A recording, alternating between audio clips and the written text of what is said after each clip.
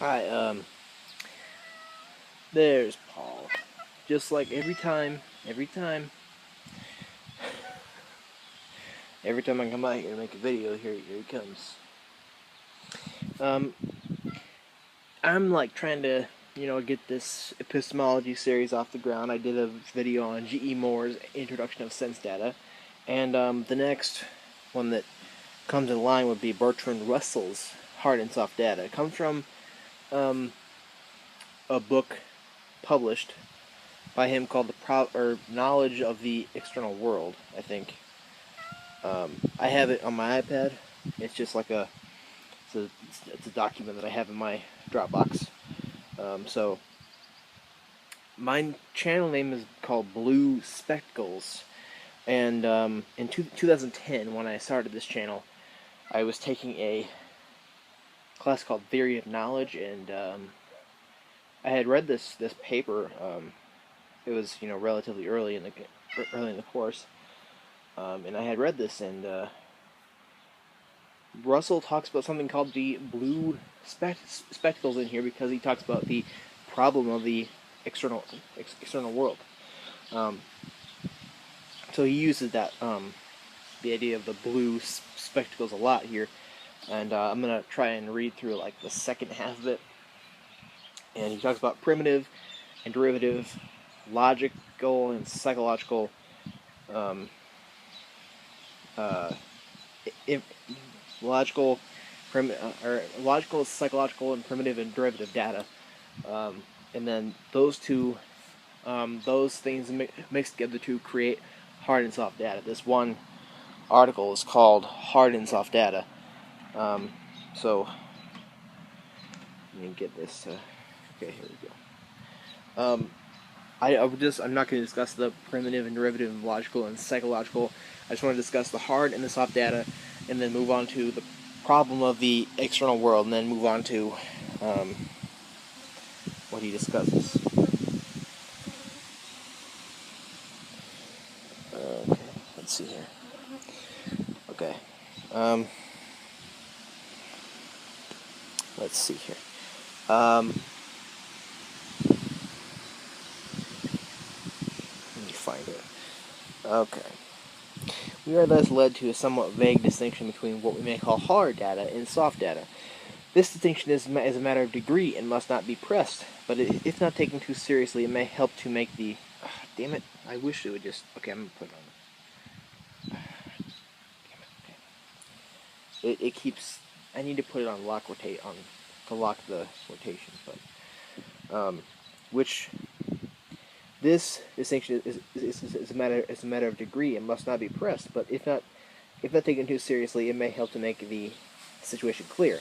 I mean by hard data that which resists the solvent influence of critical reflection, and soft data by those which, under the operation of this process of critical reflection, become to our minds more or less doubtful.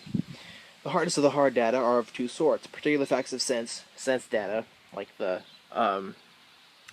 patches that G.E. Moore talks about of size, shape, and color, and Russell uses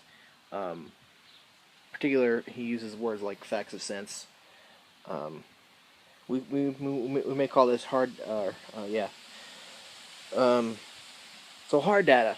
Hard data is data that when we use critical reflection and put it through logical processes and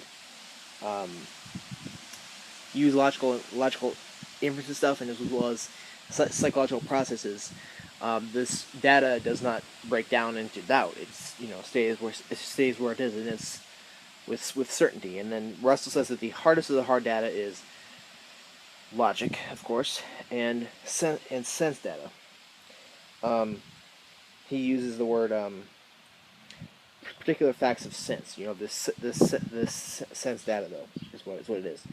The more we reflect upon these, the more we realize exactly what they are, and exactly what a doubt concerning them really means, and the more luminously certain do they become.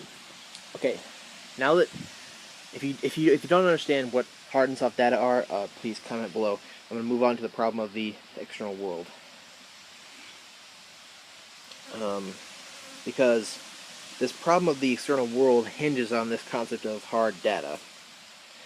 We are now in a position to understand the state of the problem of our knowledge of the external world, and to remove various misunderstandings which have obscured the meaning of the problem. The problem really is, can the existence of anything other than our own hard data be inferred from the existence of those data?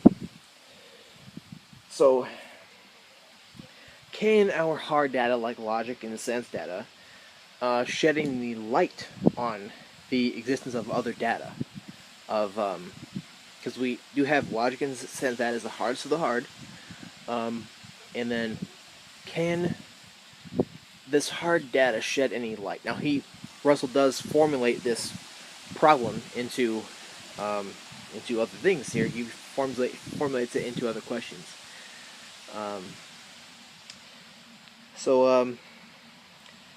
Can the existence of anything other than our own hard data be inferred from the existence of those data? Can these hard data shed light on the existence of other data? When we speak of the external world in this discussion, we must not mean spatially external, unless space is interpreted as in a peculiar and recondite manner. Okay, and I'm going to go to where he rephrases it. Another form in which this question is often put is, can we know of the existence of any reality which is independent of ourselves? Now, I think the hardest of the hard data, logic and sense data, are somewhat, well, sense data is dependent on us. When we have particular effects of sense data, when I hold this thing in the air, I see patches of a certain size and shape with colors of white and blue on the back, actually.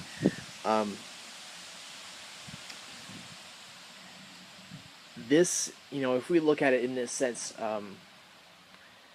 what I'm seeing here is dependent on me because I'm seeing it. I'm the one seeing it.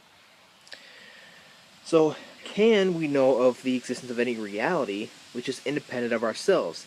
This form of the question severs the ambiguity of the two words independent and self. If you take self first, the question is as to what is to be reckoned part of the self and what is not, and it's a very difficult one. Among many other things we may mean by the self, two may be selected is especially important, namely, 1, the bare subject which thinks and is aware of objects; 2, the whole assemblage of things that would necessarily cease to exist if our lives came to an end. The bare subject, if it exists at all, is an inference and is not part of the data. Therefore, this meaning of the self may be ignored in our present inquiry. The second meaning is difficult to make precise, since we hardly know what things depend on our lives for their existence. In this form, the definition of self introduces the word depend, which raises the same questions as are raised by the word independent, and let us therefore take up the word independent and return to self later. So then he rephrases the question again. Can we know of the existence of any reality which is independent of ourselves? Can we know of the existence of any reality of which our self is not a part? So when we say that all this hard data, which is independent on our seeing it, that makes ourselves a part of it, is what's being said. The question of causal dependence is much more difficult.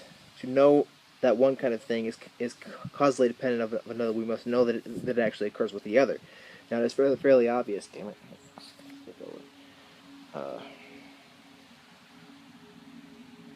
Stop it.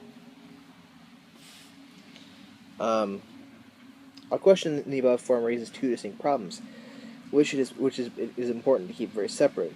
First, can we know that objects of sense or very similar objects exist at times when we are not perceiving them? So, if I am looking at a chair and I turn away from it, am I certain that chair is still there or not? Secondly, if this cannot be known, can we know that other objects inferable from some sense data, but not necessarily resembling them, exists either when we are perceiving the objects of sense or at any other time. This latter problem arises in philosophy as the problem of the thing in itself, Kant, noumena, and in science as the problem of the matter as assumed in physics. We will consider this latter problem first. Now I'm going to go to... When I speak of a sensible object, it must be understood that I do not mean such a thing as a table, which is both visible and tangible, can be seen by many people at once, and is more or less permanent. What I mean is just that patch of color, which is momentarily seen when we look at the table, or just that particular hardness, which is felt when we press it, or just that particular sound when it was heard when we rap it. Both the thing in itself of philosophy and the matter of physics present themselves as causes of these sensible objects as much as the sensation. What are the common grounds for this opinion? And then he does talk about sensation and such.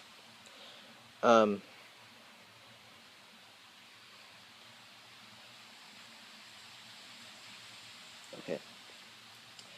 A table viewed from one place presents a different appearance from that which presents from another place. This is the language of common sense. Okay.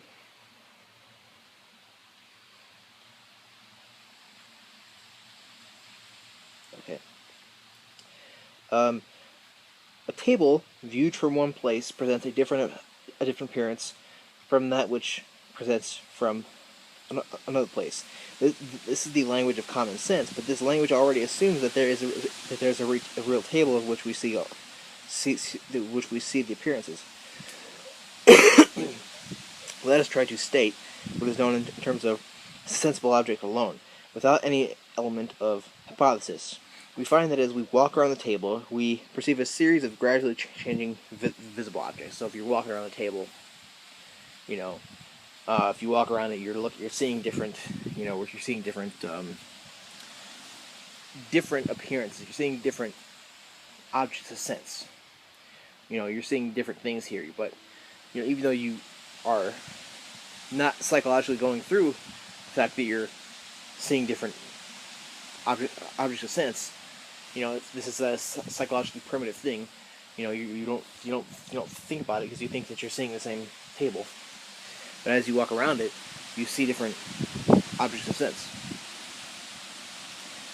Let us try to state what is known in terms of sensible object alone, without any element of hypothesis. We find that as we walk around the table, we perceive a series of gradually changing visible objects. And speaking of walking around the table, we still retain the hypothesis that there's a single table connected with all the appearances. Think about this going back to G.E. Moore's envelope that he holds up in front of people.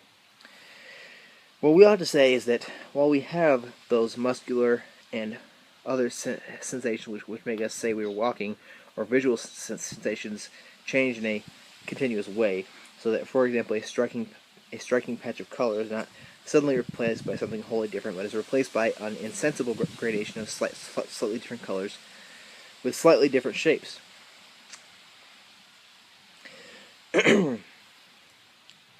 Walking around the table is not the only way of altering its appearance. We can shut one eye or put on the blue spectacles or look through a microscope.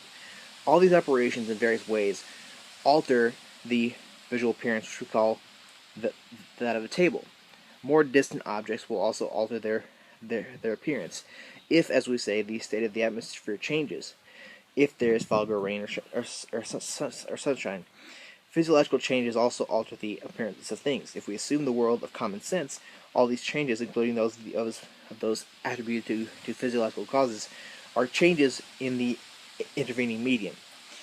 It is not quite so easy as in the former case to reduce this set of facts to form in which nothing is assumed beyond sensible objects. Let us take the case of the blue spectacles, which is the simplest, but may serve as a type for the others. The frame of the spectacles is of course visible, but the blue glass, if it is clean, is not visible. So you have them on. You have them on, so you're seeing through this glass, so you can see the frame, but this glass is not visible because you're looking at the world through them.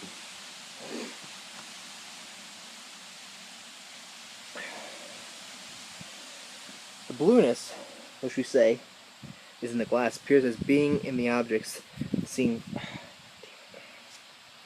through the glass. The glass itself is known by means of the sense of touch. In order to know what it is between us and the object seen through it, we must know how to correlate the space of touch with the space of sight.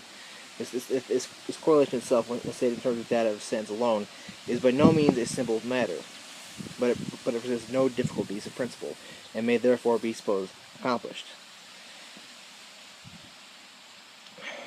But we have still not reduced our statement completely to what is actually given in sense. We have fallen into the assumption that the objects of which we are conscious when we touch the blue spectacles still exist after we have ceased to touch them. As long as we are touching them, nothing except our finger can be seen through the part touched, which is the only part where we immediately know that there is something. If we are to account for the blue appearance of objects other than the spectacles, when seen through them, it might seem as if we must assume that these spectacles still exist when we are not touching them. And if this assumption reality is necessary, our main problem is answered. We have means of knowing of the present existence of objects not given in sense, though of the same kind as objects formerly given in sense. It may be questioned, however, whether this assumption is actually unavoidable, though it is unquestionably the most natural one to make.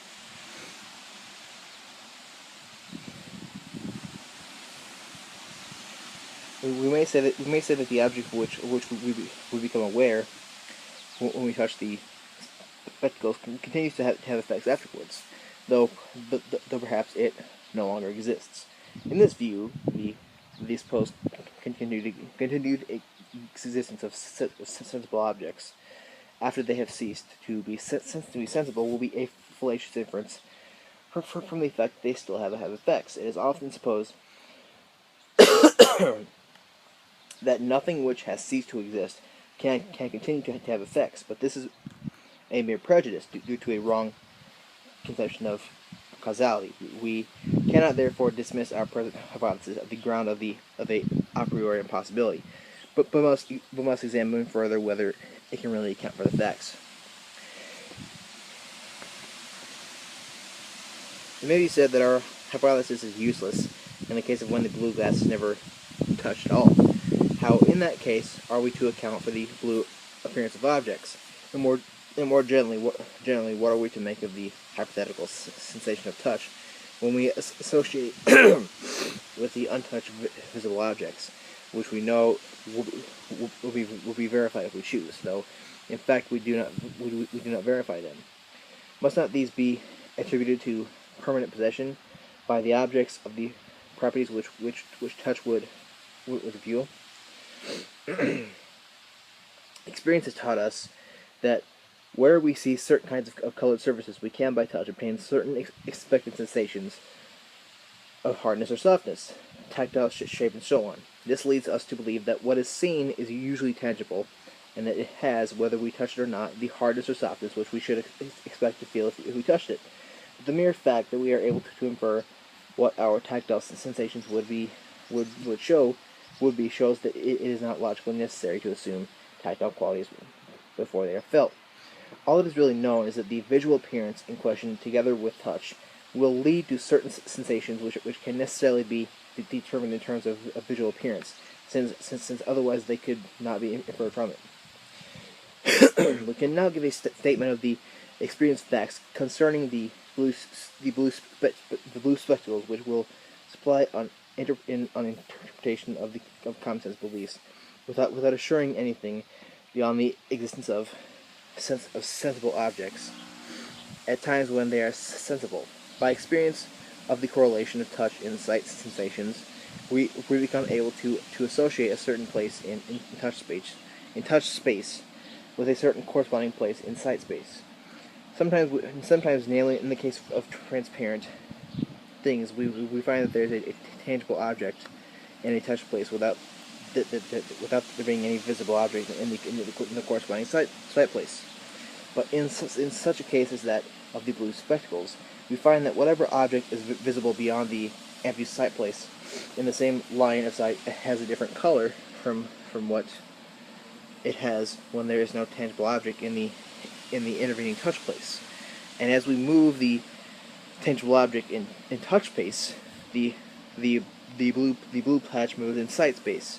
If now we find a blue patch moving in the way of sight space, when we have no sensible experience of an intervening tangible object, we nevertheless infer that if we put our hand at a certain place in touch space, we should experience.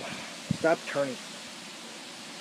We should experience a certain touch sensation. If we are to avoid non-sensible objects, this must be taken as a whole of our meaning when we say that the blue spectacles are in a certain place, though we have not touched them, and we have only seen the other things rendered blue by their interposition.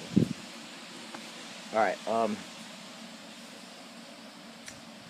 That is essentially what he talks about. He uses the idea of the blue spectacles to he uses them to kind of argue his point and kind of describe what he's talking about with these hard data, and how in a way they can shed light on shed light on certain other data. Let me know your thoughts if you think he's wrong. I think, in my personal opinion, I would solve the issue by a little thing called phenomenology. But that is something that is a little, I don't know. It's a totally different thing from this. But I would solve this problem with a little thing called phenomenology. But saying that we didn't have that, we didn't have such a convenient little thing like that, which breaks the idealist or realist, anti-realist, and idealist dichotomies. Then I think that we do have. I think that I would have to agree with Russell that we do have this hard data that can, in fact, shed light on other data, and I would have to say that I think that if we don't have phenomenology, then all of this here is a part of us. It's a part of the bare subject, at least.